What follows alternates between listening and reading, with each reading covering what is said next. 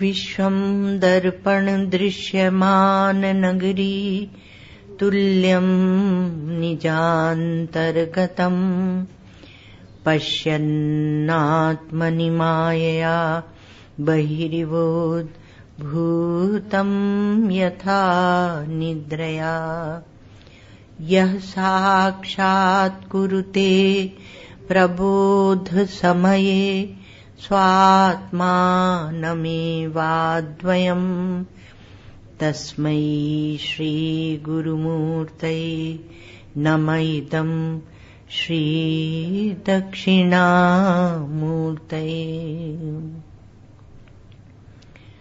शिक्षा सर्वागमानां निखिलजनमनः पावनी कापि दीक्षा दीप्ता सर्वात्मदृष्टिर्निरवधि करुणा किं नु वात्सल्यवृष्टिः।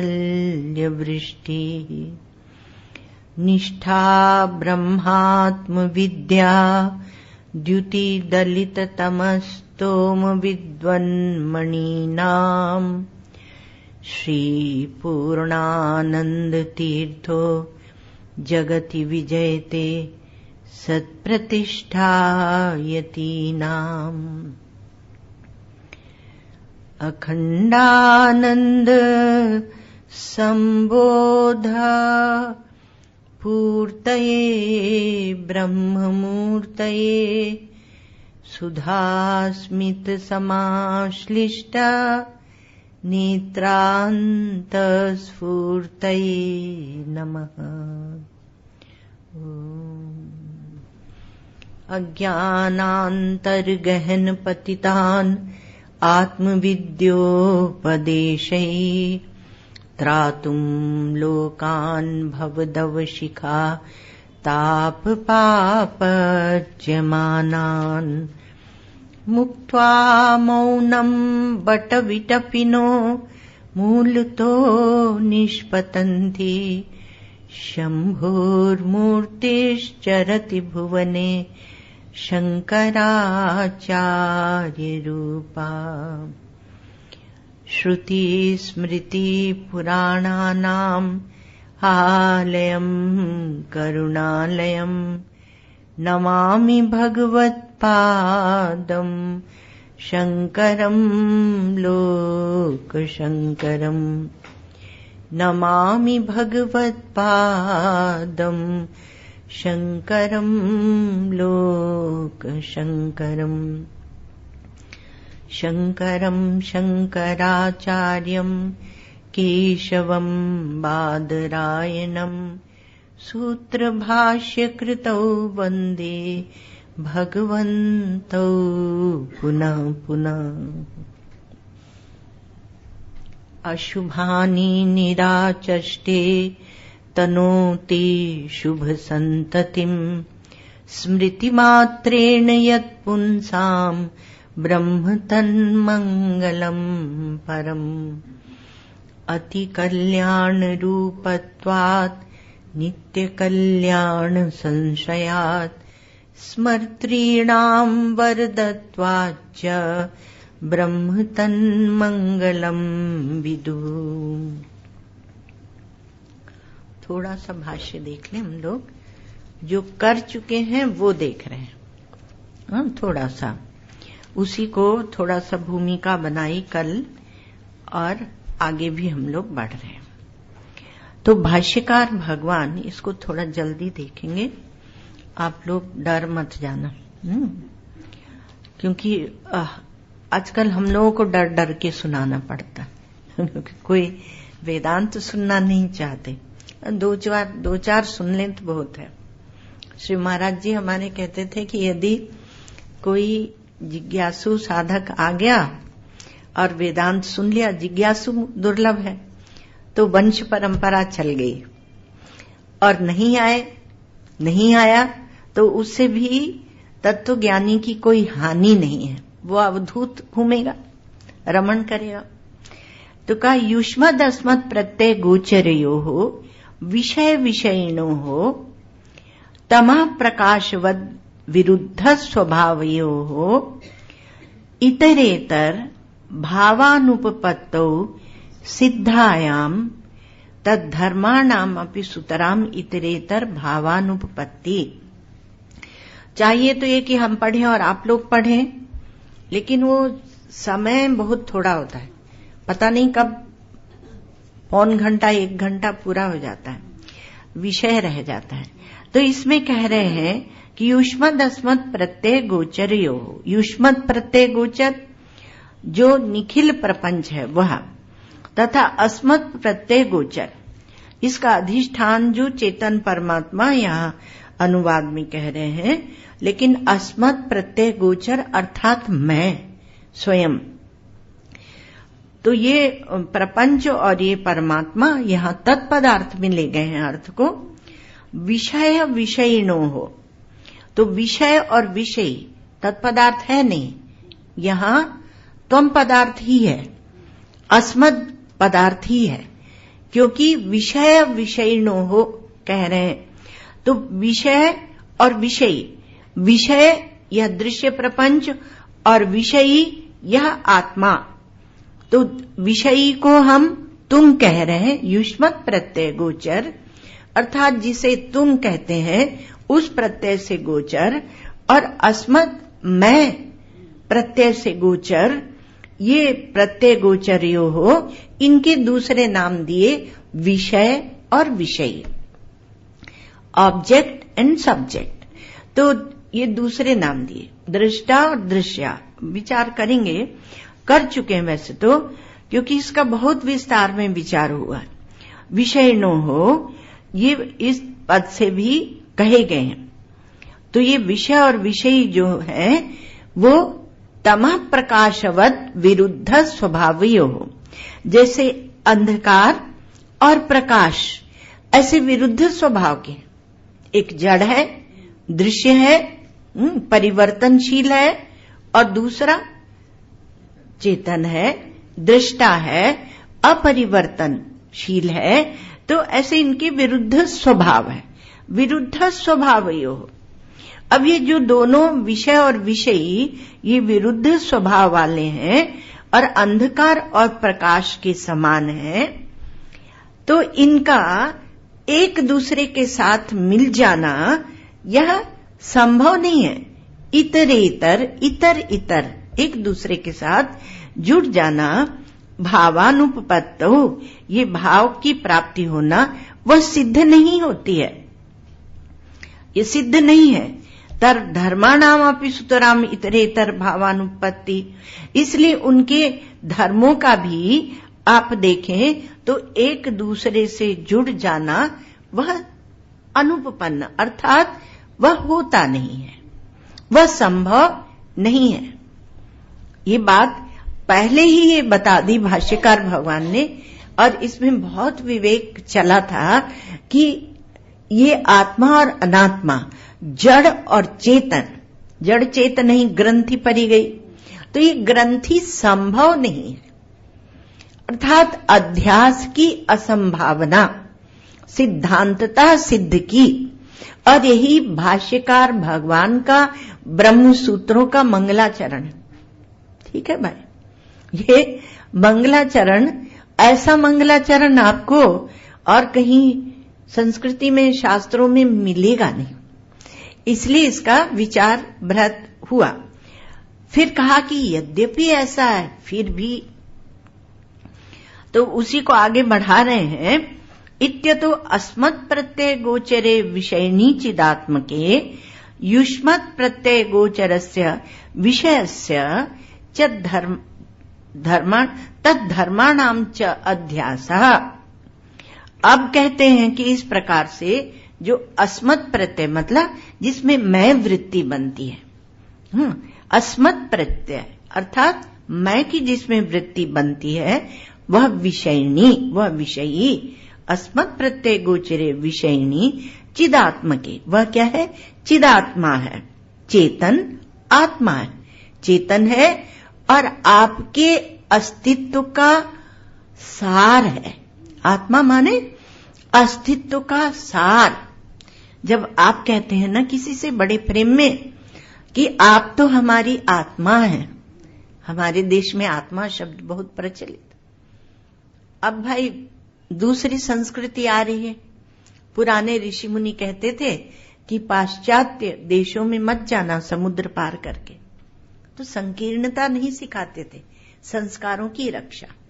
तो कहा कि आप हमारी आत्मा है, ऐसे करके बात करते थे प्रेम में मित्रों के साथ। तो कहा अब विषयी जो चिदात्मा है और युष्मत, जिसको हम युष्मत अर्थात त्वम, जिसको तुम कहते हैं, वह कहते हैं, यह कहते हैं, इदम कहते हैं, वह युष्मत प्रत्यय गोचर जो विषय है, तो इनके धर्मों का अध्यास, विषयस्य युष्मत प्रत्यय गोचरस्य विषयस्य तद्धर्माणाम च अध्यास, इनके धर्मों का अध्यास। और तद्विपर्येण, और उसके विपरीत, एक तो ये क्या हुआ कि जो विषयी चिदात्मा है उसमें यह वाली जो वस्तुएं जितनी इदम रूप में वो घुस गई, और उसके विपरीत चिदात्मा और उनके धर्मों का अध्यास विषय में हो गया।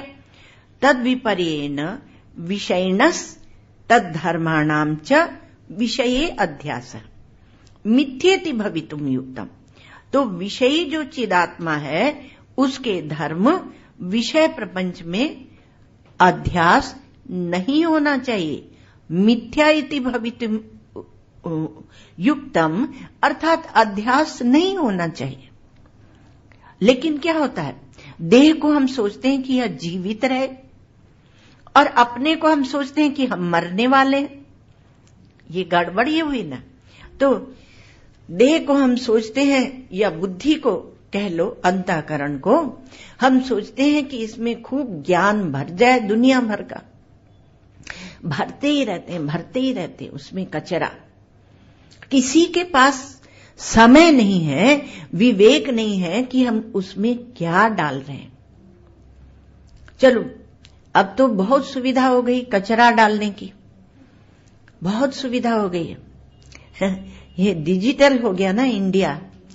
तो अब वो भारत जो प्रतिभा में रहने वाला भारत, वह भारत नहीं है, अब डिजिटल इंडिया है।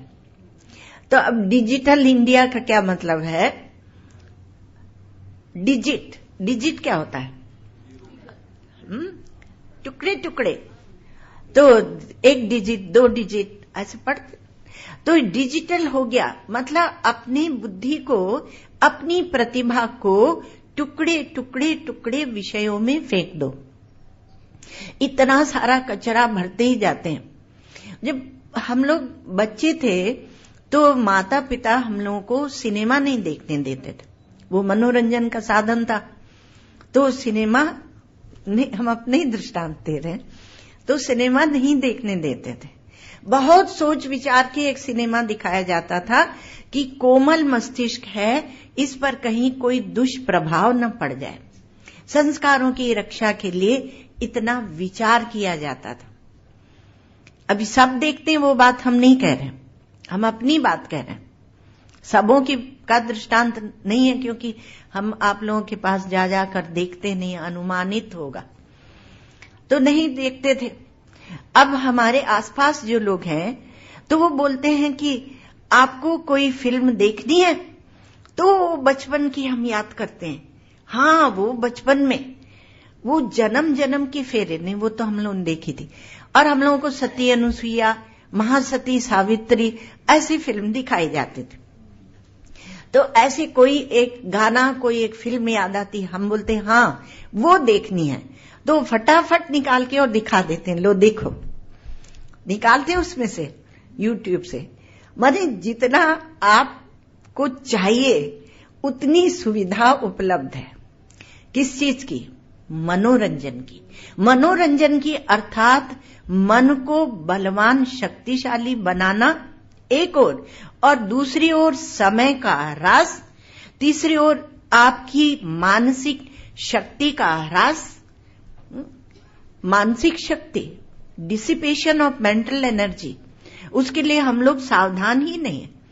हम जिस विषय में लगे हुए हैं आप उसका सदुपयोग कीजिए, लेकिन जिस विषय में हम लगे हुए हैं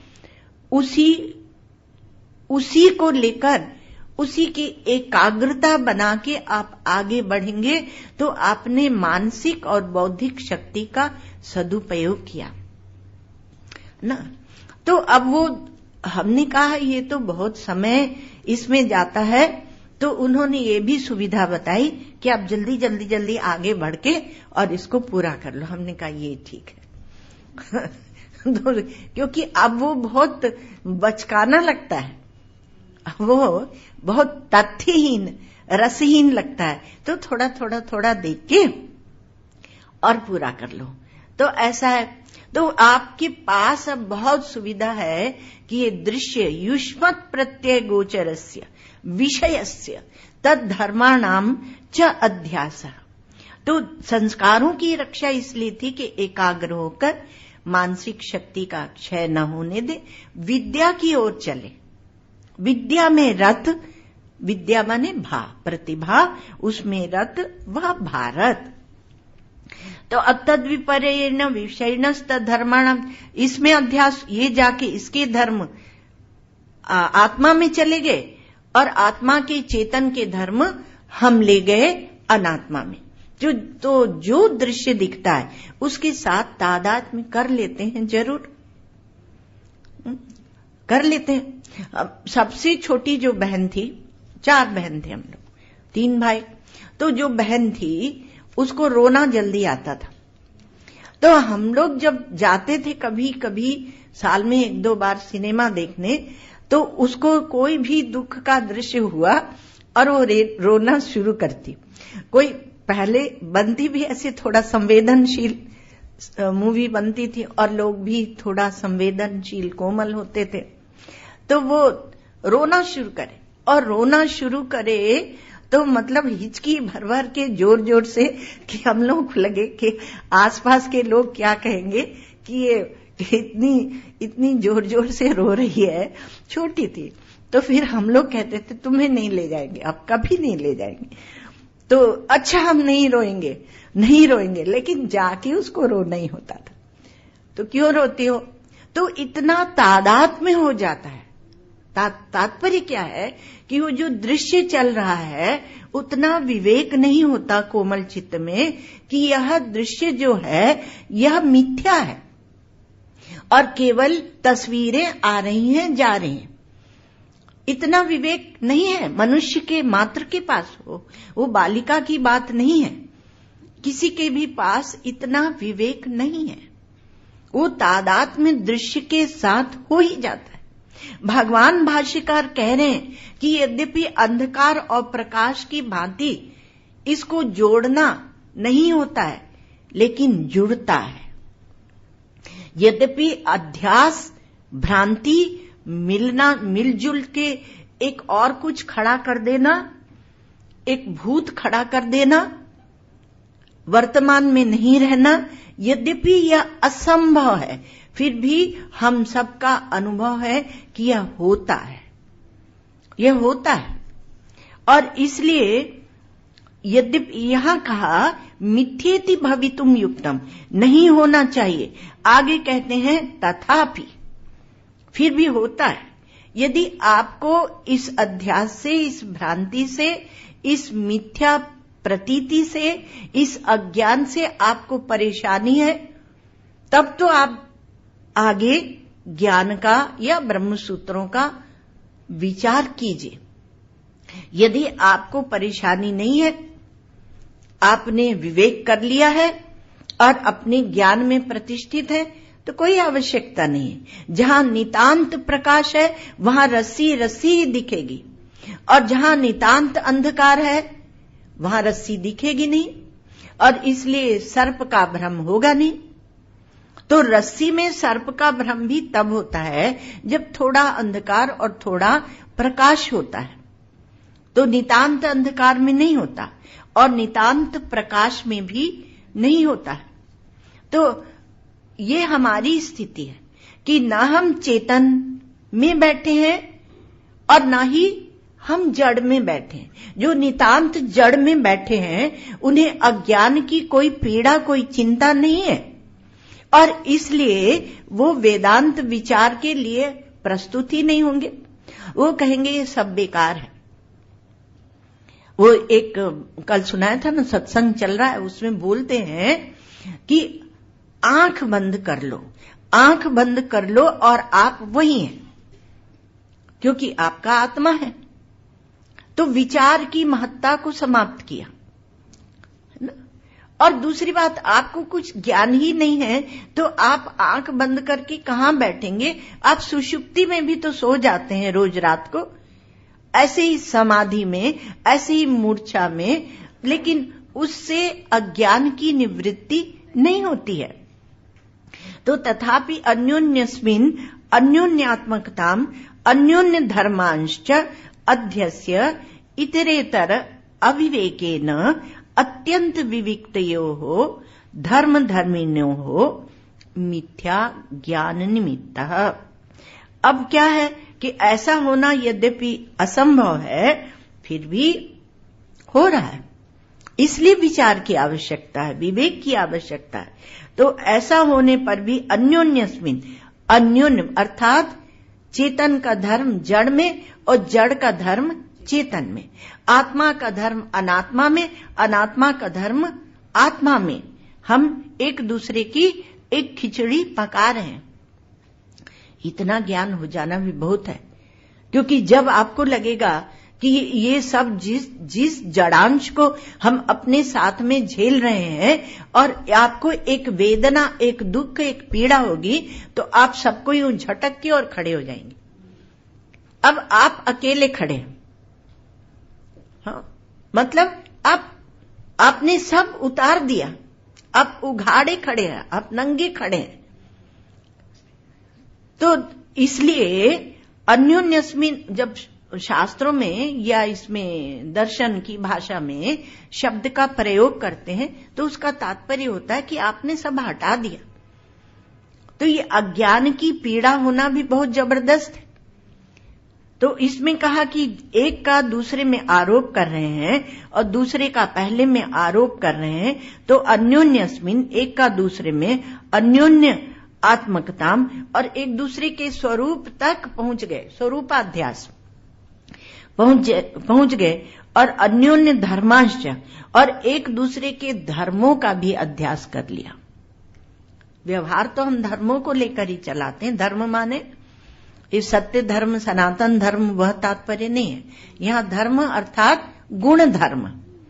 तो उसके गुण धर्मों को, अनात्मा के गुण धर्मों को अपने में लेकर ही हम व्यवहार चलाते हैं, और वही हमारी परेशानी है। उसी में हम परेशान हो रहे हैं। सारे दुख का कारण यह है कि हमने विवेक नहीं किया, और विवेक अगर सुना भी तो उसमें हम प्रतिष्ठित नहीं हुए, उसमें हम बैठे नहीं, तो हम डावाडोल हो जाते हैं।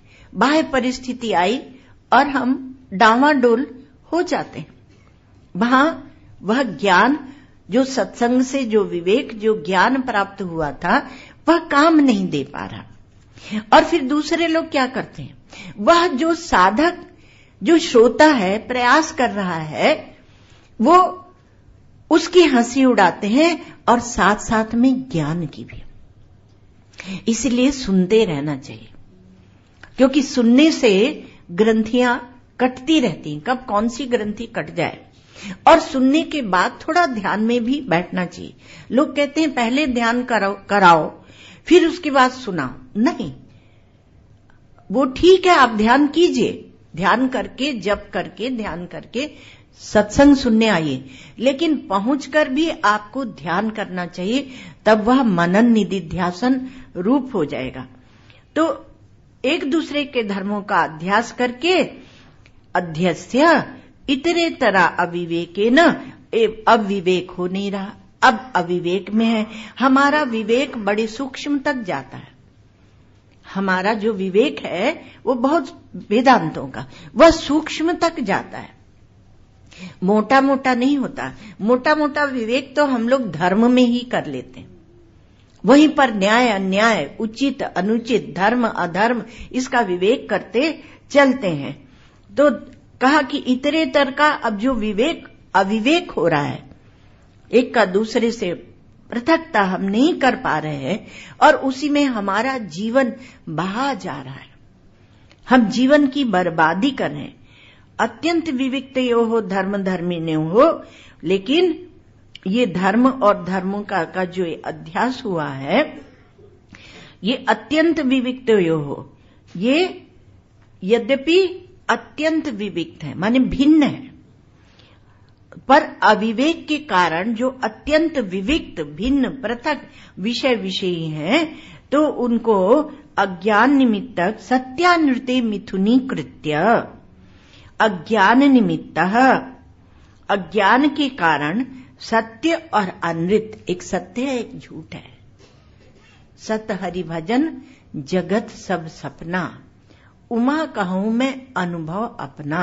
आप लोग प्रातः रामचरितमानस सुन रहे हैं, बड़ा मधुर।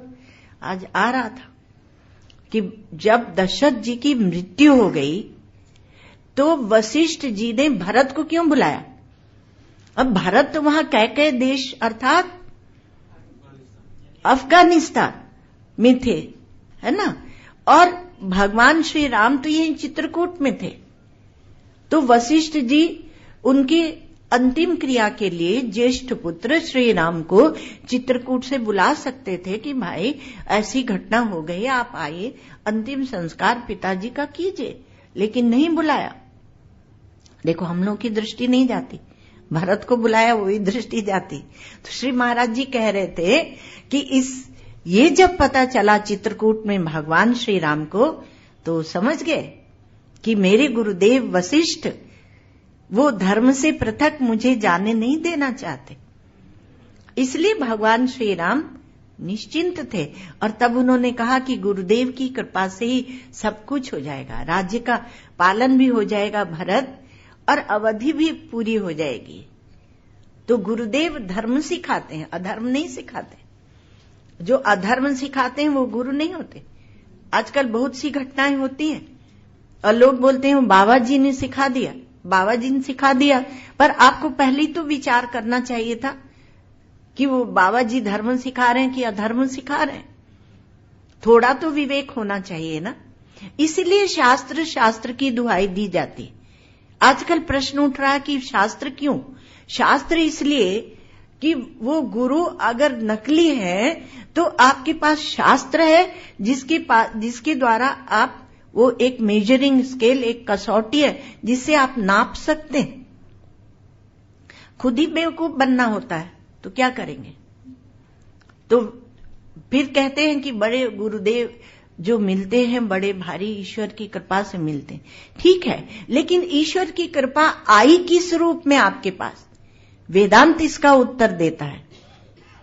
वह कहता है ईश्वर अस्तित्व निर्णेता त्वम ततोसी महेश्वर, और गुरोर अस्तित्व निर्णेता त्वम ततोसी गुरोर गुरु। ईश्वर के अस्तित्व का निर्णय करने वाले तुम महेश्वर हो। वेदांत तो ऐसे ही बोलता है। और यदि आप गुरु का निर्णय करते हैं कि ये हमारे गुरु हैं, तो आप तो गुरु के भी गुरु हैं, अर्थात विवेक गुरु है। और वह विवेक आता है शास्त्र से, वह विवेक आता है सत्संग से। इसलिए कहते हैं सहसा गुरु नहीं बना। जरा सोच समझ के। असली में क्या है कि जिसकी जो मांग है उसको वैसे गुरु मिल जाते हैं। ये भी एक बात कही गई। जब आपको बहुत स्पष्टता हो जाती है तब आप जो वस्तु आपको चाहिए वही ढूंढते हैं और तदनुसार गुरुदेव मिलते हैं।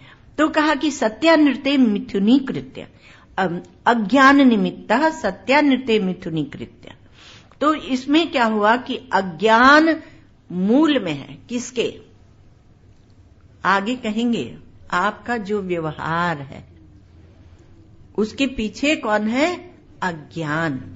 इसलिए जितना हो व्यवहार को संकुचित करना चाहिए, व्यवहार को छोड़ना नहीं है। लेकिन जब आप आत्मविचार करते हैं तब जितना हो उतना व्यवहार को संकुचित करें, नहीं तो विवेक करने की परिपाटी, विवेक करने की शैली आपको समझ में नहीं आएगी। मन बिखर गया होगा। ये मन बुद्धि ही तो आपके पास कारण है जिनसे आप परमात्मा का विचार करेंगे।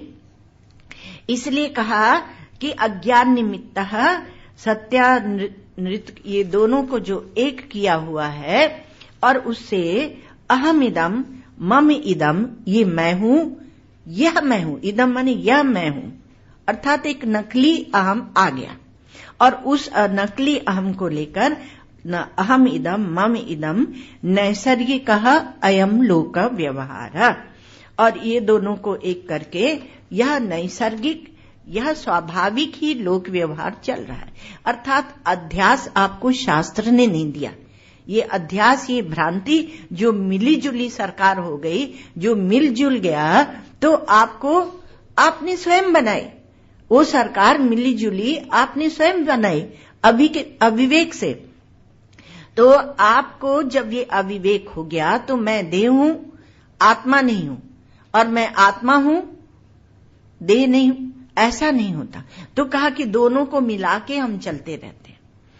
तो और उसमें व्यवहार को, ये लोक व्यवहार जो जितना भी चल रहा है, कहा उन्होंने हमारे यहां दीपावली में 4 लड्डू भेजे थे, तो हम भी उनको दीपावली में, अगली दीपावली में 4 लड्डू भेजेंगे, लिख के रख लेते हैं और व्यवहार चलाते हैं। व्यवहार कुशल है। 4 लड्डू उपलक्षण है भला। हाँ हाँ बोल रहे, हमारी दीदी बोल रहे, हाँ हाँ ठीक कह रहे हो। तो ऐसे हम ये व्यवहार चलाते हैं। तो यह व्यवहार अध्यास को स्वीकार करके ही चलता है। आगे भाष्यकार भगवान अंत तक पहुंचते इस अध्यास भाष्य में बोलेंगे कि ज्ञानी का भी व्यवहार अध्यास को लेकर ही चलता है। बहुत सुंदर बात है। अब ये क्या, ये तो यहां पर इतने तक ही हम लोग करते हैं, आगे थोड़ी और चर्चा कर लें। तो अध्यास की बात हो गई, ठीक है। अब कहा कि ये इसमें अज्ञान इसके मूल में है।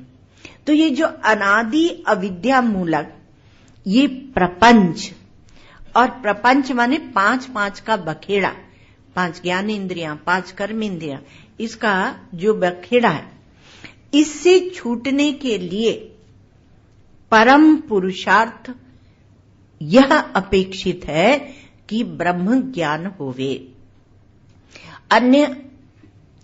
अन्य दर्शनों से काम नहीं चलेगा। ये वेदांत का उद्घोष है, यह वेदांत का डिंडिम है, और आपको इसको धीरे धीरे समझना पड़ेगा। ये आप लोग यहां पर बहुत से धुरंधर बैठे हुए हैं, लेकिन हम ऐसे समझाते हैं जैसे बच्चे को समझा रहे, अपनी अपनी बात है। तो कहा कि आपको इससे छूटना है, और छूटने क्योंकि अन्य दर्शनों से काम नहीं चलेगा। तो कहा कि आप लोग ये भेद क्यों करते हैं कि एक पुरुषार्थ है और एक परम पुरुषार्थ है।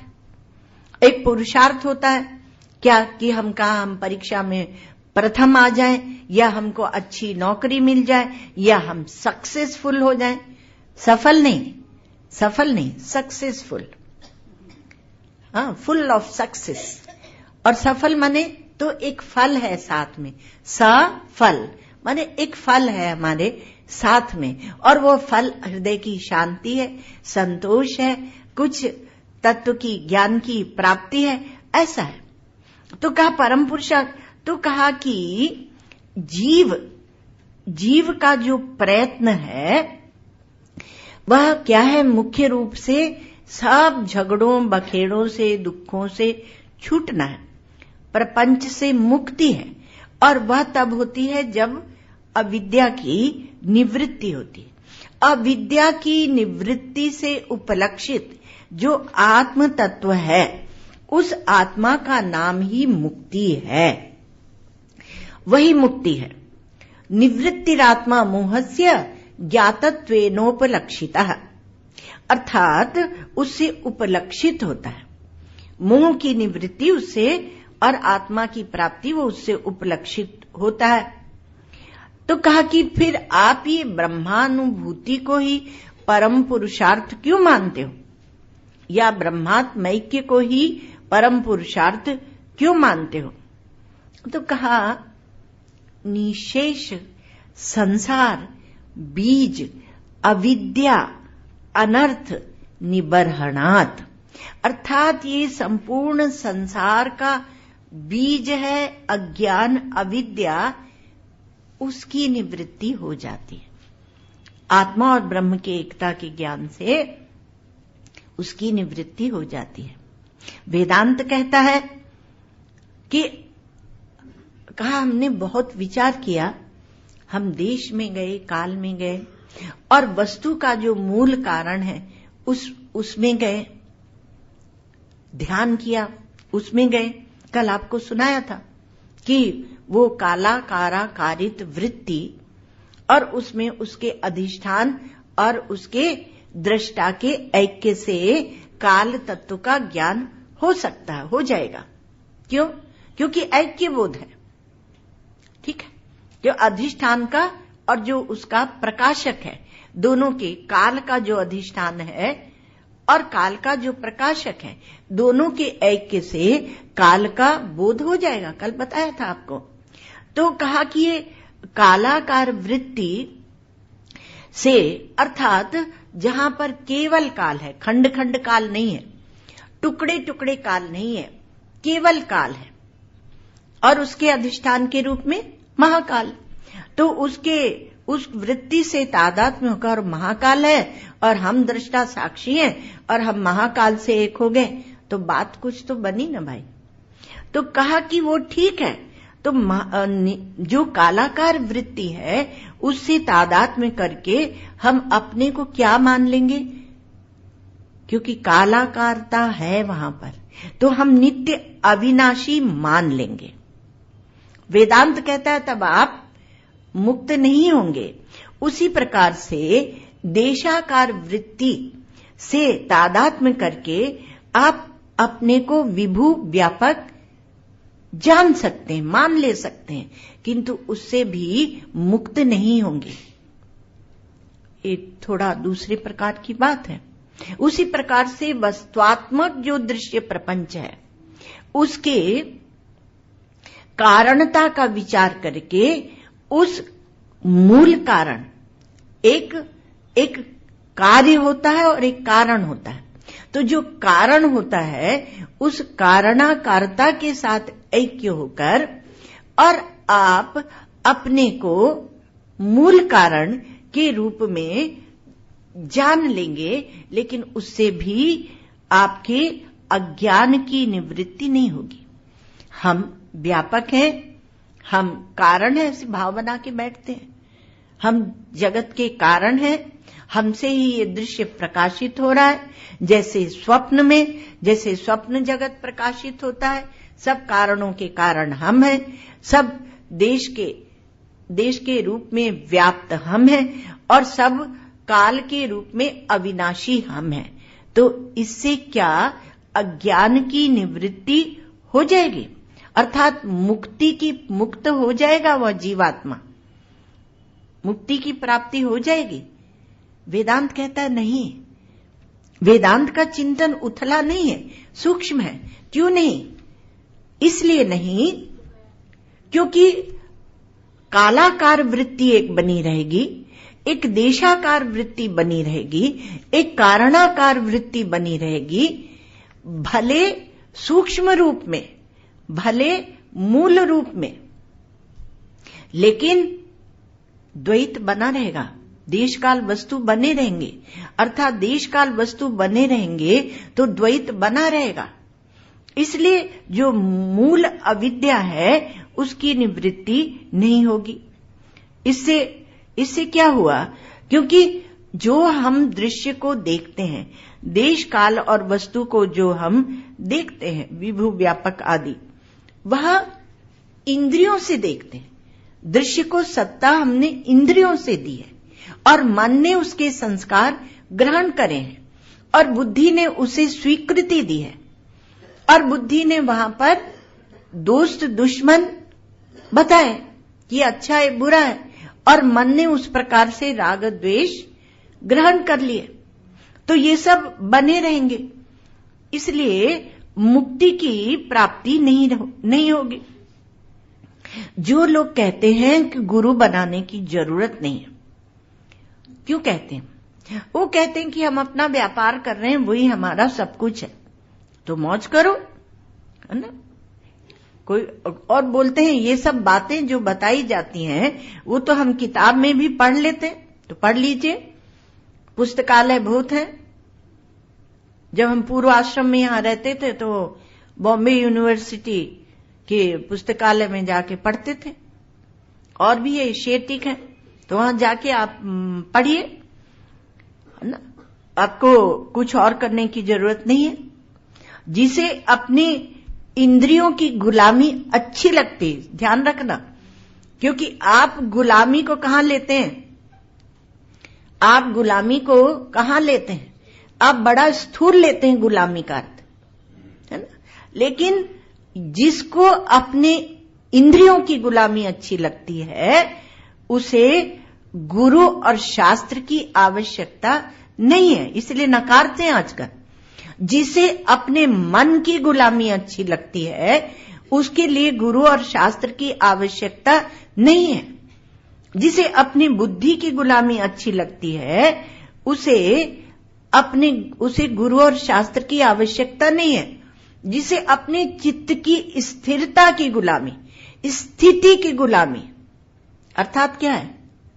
वो आपकी समाधि, वह अच्छी लगती है, तो उसे गुरु और शास्त्र की आवश्यकता नहीं है। और उसको कोई आवश्यकता नहीं है तो उसको न गुरु मिलेंगे न शास्त्र मिलेंगे। शास्त्र में से जाने क्या क्या बखेड़ा ढूंढ के लाएंगे और कहेंगे कि इसको आग लगाओ, उसको आग लगाओ, करते हैं, हाँ? क्योंकि वो चाहते नहीं, शास्त्र का तात्पर्य क्या है वो समझना चाहते नहीं। उन्होंने अपनी बुद्धि को उलझा लिया है, तो वो गुलामी। और जो एक आपको गुरु और शास्त्र की गुलामी आपकी संपूर्ण अविद्या की, अज्ञान की निवृत्ति करने वाली है, वह गुलामी आपको अच्छी नहीं लगती। और शास्त्र कहते हैं कि गुरु के पास जाओ तो उनके अनुसार चलो, उनकी सेवा करो। ओ भाई, ये तो बड़ा मुश्किल काम है। और गुरुजी को आजकल सेवा कैसे होती है आपको बताते। आजकल सेवा ऐसे होती है, पास ऑन कर देते हैं, पास ऑन करते हैं। और हम तो गुरुजी के पास इसलिए रह रहे हैं कि अब गुरुजी बूढ़े हो गए हैं तो उनको थोड़ा सेवा की जरूरत है। उनकी स्वतंत्रता को समझते नहीं है, तो बोलते हैं उन्हें सेवा की जरूरत है, इसलिए हम रह रहे हैं। और देखो, आज हम जा रहे हैं थोड़ा घूमने, थोड़ा वो राजनीति का काम आ गया है और वो नेता ने हमें बुला लिया है, इसलिए गुरुजी के कपड़े तुम धो लेना। और गुरुजी जो समझदार होते हैं वो देते ही नहीं सेवा किसी को, क्योंकि पता है कि शिष्य कोई है नहीं, और शिष्य कोई है नहीं अर्थात जिज्ञासा नहीं है। शिष्य माने जिज्ञासा नहीं है, इसलिए संसार का, दृश्य का महत्व बना रहता है। जिसको यह अनुभव होता है कि मैं अज्ञ हूं, जिसे यह अनुभव होता है और जिसके अंदर ये प्रश्न उठते हैं कि यह जगत कैसे बना, किसने बनाया, कब बनाया, कहां बनाया, कब कहां, अर्थात देश काल की वृत्ति होती है उसमें, और किससे बना, उपादान कारण क्या है, एफिशिएंट कॉज, मेटीरियल कॉज, उसको वो क्या है, तो आत्मा क्या है, ये जगत क्या है, ऐसे जिसको प्रश्न उठते हैं वो उसको, उन प्रश्नों की उसको एक पीड़ा हो जाती है। तो अज्ञान का अनुभव जिसे होता है, अज्ञान का अनुभव, अज्ञान है महाराज, हम अज्ञानी हैं, अज्ञानी हो तो उस अज्ञान की आपको पीड़ा क्यों नहीं है? तो अज्ञान का अनुभव होना जरूरी है। ईश्वर क्या है, पुनर्जन्म क्या है, क्या हमारा पुनर्जन्म होगा, क्या हम स्वर्ग नरक जाएंगे, ये सब शास्त्रीय बातें हैं, इन पर अब वो हम ध्यान नहीं देते। हमें कोई पाप पुण्य नहीं लगता है, चाहे हम पूरे देश को लूट लें।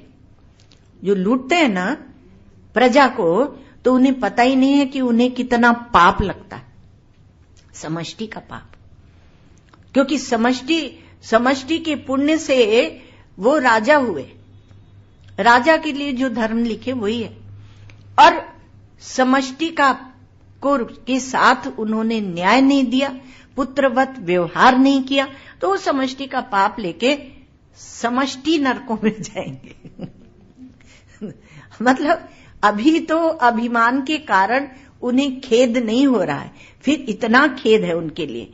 तो ये स्वर्ग नरक ये सब क्या है? तो कहा हम इसको मानते नहीं। तो आप क्या है, अंधकार में चल रहे हैं। हम शास्त्र की बात, शास्त्र बताता है आपके लाभ के लिए। हमारे श्री गुरुदेव ऐसे कहते थे, शास्त्र इसलिए नहीं कहता कि एक नरक है और वहां तुम्हें जाना है। शास्त्र इसलिए बताता है स्वर्ग नरक कि आप यहीं पर शुभ कर्म करें और अशुभ को छोड़ दें। शास्त्र इसलिए बताता है, ये नहीं कि आप साइंस से उतने किलोमीटर। अब साइंस सब चीज को सिद्ध कर रही है। साइंस अब बोल रही है वहां यूएस वगैरह में कि सबसे अधिक कोई वैज्ञानिक धर्म है तो वो सनातन हिंदू धर्म है। वो दूसरी बात है, क्योंकि उसकी महत्ता से हमारा धर्म महान नहीं बनता, पर इसमें जो सत्य है उससे हम महान हैं। उनके प्रूफ करने से नहीं होता है, तो लोग उल्टा चलते हैं, उल्टा कान पकड़ते हैं। तो ये नहीं कि आप जाकर देखें कि कितने किलोमीटर पर और यह नरक टंगा हुआ है और कौन सी दिशा में स्वर्ग टंगा हुआ है, क्योंकि शास्त्र ऐसे भी बताते हैं वो दक्षिण मार्ग से जाएगा, वो उत्तर मार्ग से जाएगा। तो आप उसको वर्बली माने शब्दशः ले लेते हैं, और शब्दशः लेकर आप फिर कहते हैं कि अरे वहां जाना ऐसे। तो वो नहीं है, नहीं, सब कल्पित है। शास्त्र ने कल्पना की है, पर क्यों कल्पना की? शास्त्र हमारे चेतन है, वो कल्पना आपके लिए की गई है, सुधारने के लिए। तो आपको कहा हम अंधेरे में चलते जा रहे हैं, आगे कहां जाना है पता नहीं, पीछे कहां से आए पता नहीं, दाहिनी ओर क्या है पता नहीं, बाईं ओर क्या है पता नहीं, ऊपर नीचे का पता नहीं, गड्ढे में गिरेंगे आगे कि आगे जाके आप कहीं और चमकते हुए एक स्वर्ग में पहुंच जाएंगे, कुछ पता नहीं, वो पता नहीं है। तो अंधेरा खलता है कि नहीं? अंधेरा, जिस अंधेरे में मूल प्रश्न ही है, अज्ञान कहो उसे अंधेरा कहो, वो अंधेरा आपको खलता है कि नहीं? अज्ञान दुख देता है या नहीं? अंधकार आपको काटता है या नहीं? नहीं, अभी क्या है कि अभी तो हम अज्ञान को बना के रखें और बाद में अभी तो हमें बहुत सारा व्यवहार चलाना है। महाराज हम गृहस्थ आश्रम में हैं, गृहस्थ आश्रम एक ओढ़ लेते हैं। गृहस्थ आश्रम में थोड़ी कहता है कि आप उसमें ज्ञान प्राप्त नहीं कर सकते, कर सकते, लेकिन जबरन हमने अपने ऊपर थोप लिया, हम ये है, हम ये है, हम ये है, बहुत कुछ थोपा है। तो हम गृहस्थ आश्रम में, महाराज घर में रह के कैसे प्राप्त हो? ये घर में तुमने क्यों लगाया? हम तुरंत पूछते हैं, ये घर में क्यों लगाया? हम लोग भी तो घर ही में रह रहे हैं कि कोठरी में तो हम लोग भी रहते हैं, तो घर में क्यों लगाया? अपने ऊपर क्यों थोप रहे हो कि आप नहीं प्राप्त कर सकते? तो जबरदस्ती एक थोप लेते हैं। और कुछ लोग तो उससे भी मजेदार होते हैं, बेचारे जो कहते हैं कि हम घर में रह रहे हैं, वो तो भी अच्छे, बहुत अच्छे महाराज, क्योंकि वो तो हमारे माता पिता हम लोगों को रोटी खिलाते। लेकिन और लोग तो और भी मजेदार होते हैं, वो बोलते हैं कि ये इतना सब बखेड़ा क्यों, ये शास्त्र का इसका उसका बखेड़ा क्यों? आप चुटकी में ज्ञान करा दो, जैसे रामकृष्ण परमहंस ने स्वामी विवेकानंद को करा दिया था। उनके ऊपर हाथ रखा और उनकी समाधि लग गई। अब जब आप ऐसे, हम अलीगढ़ में थे बहुत साल पूर्व, तो वहां एक सज्जन थे, डॉक्टर थे, विचित्र डॉक्टर। तो वो बोलते थे कि ये लो जी, मैं आ गया, और करके दंडवत प्रणाम। और दंडवत प्रणाम के बाद बोलते थे कि अब मैं आपका शिष्य, अब मुझे ज्ञान कराओ। ऐसी डिमांड होती है महाराज। हाँ, और छोड़ेंगे कुछ नहीं, पर कहेंगे कि अब ज्ञान कराओ। अगर तुमने कुछ अनुभूति, तुम ही बोलते हैं वहां पर, अगर तुमने कुछ अनुभूति कराई तब तो हम माने कि तुम्हें कुछ प्राप्ति हुई है, नहीं तो हम नहीं मानो। हम ऐसे बोल देते थे, तुम नहीं मानो तो अच्छा है। कुछ हम मनवाने आए ही नहीं, हम तो अपना भगवान का भजन कर रहे हैं बैठ के आश्रम में। सीधे से शिवड़िया बाबा जी महाराज का आश्रम है अलीगढ़ के पास रामघाट में, तो वहां भजन कर रहे हैं और अपना महाराज जी की बातें चिंतन करके आनंद ले रहे हैं। तुम कुछ हमें मानो, हमें कोई आवश्यकता नहीं, ऐसे नहीं चलेगा। इतने लोग तुम्हें मानते हैं तो कुछ तो बताना पड़ेगा। और मैं कुछ कहो कि ये करो वो करो, ऐसा नियम व्रत ये पालन करो, मैं बहुत बदमाश आदमी हूं और मैं ऐसे ये सब काम करता हूं उल्टे सीधे। अब मुझे ज्ञान कराओ, जैसे स्वामी विवेकानंद को कराया था। अब स्वामी विवेकानंद और रामकृष्ण परमहंस देव ने एक बेचारे साधुओं के ऊपर आफत डाल गए। कहा कि हाथ रखो और ज्ञान हो जाए। तो ऐसा है कि जिसको अंधेरा खलता नहीं है वो प्रकाश के लिए प्रयत्न नहीं करेगा, है ना। जिसको अज्ञान दुख देता नहीं है वो कभी भी अज्ञान निवृत्ति के लिए प्रयास नहीं करेगा। और अज्ञान निवृत्ति तो सबसे सरल है, क्योंकि आपको उसमें केवल सुनना है, केवल विद्या की प्राप्ति करनी है। लेकिन उस विद्या की प्राप्ति को भी कठिन बना दिया। जो कभी दुख, जो आपको, जो कमी आपको दुख देती है वही करो। यदि आपको पैसे की कमी दुख देती है, पैसा कमाओ। दोस्त की कमी दुख दे रही है तो दोस्ती करो, बहुत से लोगों से दोस्ती करो। प्यार की कमी दुख दे रही है, प्यार करो। और चुपचाप बैठना हमसे होता नहीं है, वो कमी दुख दे रही तो बैठ जाओ चुपचाप, ऐसा है ना। लेकिन जब आपको अज्ञान के अंधकार से परेशानी हो, वह कमी आपको लगे हम अज्ञान के अंधकार में हैं, तब गुरु के पास जाना चाहिए। गुरु ज्ञान के लिए होते हैं, गुरु सिद्धि चमत्कार के लिए नहीं होते। अज्ञान तिमिरांधस्य ज्ञानांजन शलाकया चक्षुरुन्मीलितम येन तस्मै श्री गुरवे नमः। आप लोग बोलते हैं। और बंदो गुरु पद कंज कृपा सिंधु नर रूप हरि महामोह तम पुंज जासु वचन रविकर निकर। जो प्रकाश देते हैं जिनके वचन। अब तो कहेंगे कि महाराज अज्ञान, ये जो भाष्य अभी पढ़ा हम लोगों ने, तो वहां ये पूछा जाता है कि अज्ञान किस प्रमाण से सिद्ध होता है। पहले अज्ञान सिद्ध करो, तब तो हमें अज्ञान की तकलीफ हो। ये भाष्य में यही बता रहे हैं भगवान। तथापि अन्योन्यस्मिन् अन्योन्यात्मकता, तो अज्ञान आपका अनुभव है। अज्ञान किसी प्रमाण से सिद्ध नहीं होता। बिना प्रमाण के ही जो सिद्ध होती है वस्तु, उसे ही कहते हैं अज्ञान। अज्ञान की परिभाषा ही हुई। तो अज्ञान स्वानुभूति से सिद्ध है, आपके अपने अनुभव से सिद्ध है। शास्त्र या गुरु अज्ञान नहीं देते हैं, यह स्वतः सिद्ध है या अनुभव सिद्ध है। कोई अज्ञान पढ़ाया नहीं जाता कि अज्ञान पढ़ाया जाए।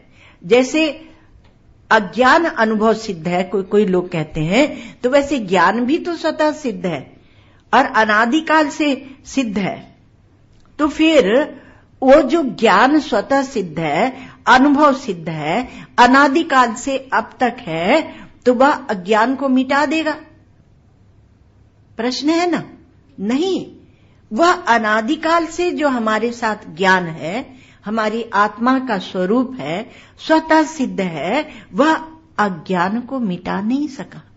और वह इसलिए वह ज्ञान चाहिए जिससे अज्ञान की निवृत्ति हो। वो क्या, निश्चेष संसार बीज अविद्या अनर्थ निबर्हणात्। तो जिससे अज्ञान की निवृत्ति होती है वह ज्ञान चाहिए, और नहीं कौन सी घुट्टी, कौन सी दवा जीवात्मा जी को पिलाई जाए कि उनकी अज्ञान की निवृत्ति हो जाए, उनकी योग्यता, उनको क्षमता आ जाए। कौन सी घुट्टी पिलाई जाए? तो कहा कि नहीं, वो घुट्टी पिलाने से नहीं होगा, कोई दवाई, कोई औषधि, कोई सिद्धि, कोई चमत्कार आदि से नहीं होगा। पहले तो आपको मैं अज्ञानी हूं, अज्ञो हम, ऐसी वृत्ति बनना चाहिए। और फिर इसके विरुद्ध एक उत्पाद्य ज्ञान की आवश्यकता जो इस वृत्ति को काटे। तो उत्पाद्य ज्ञान की, विद्या की, अनुभव की आवश्यकता है, जो आपके ये स्वतः सिद्ध से नहीं चलेगा, ये स्वतः सिद्ध नहीं है, यह उत्पाद्य है। तो विद्या होनी चाहिए जो अविद्या के विरुद्ध हो, भ्रांति के विरुद्ध हो। तो ऐसी विद्या का उदय अंतःकरण में होना आवश्यक है, और इसके लिए गुरु शास्त्र की आवश्यकता है, और ये अज्ञान तभी निवृत्त होगा। ओम सर्वे भवन्तु सुखिनः, सर्वे सन्तु निरामया, सर्वे भद्राणि पश्यन्तु, मा कश्चित् दुःखभाग् भवेत्। असतो मा सद्गमय, तमसो मा ज्योतिर्गमय, मृत्योर्मामृतं गमय। ओम पूर्णमदः पूर्णमिदं पूर्णात् पूर्णमुदच्यते, पूर्णस्य पूर्णमादाय पूर्णमेवावशिष्यते।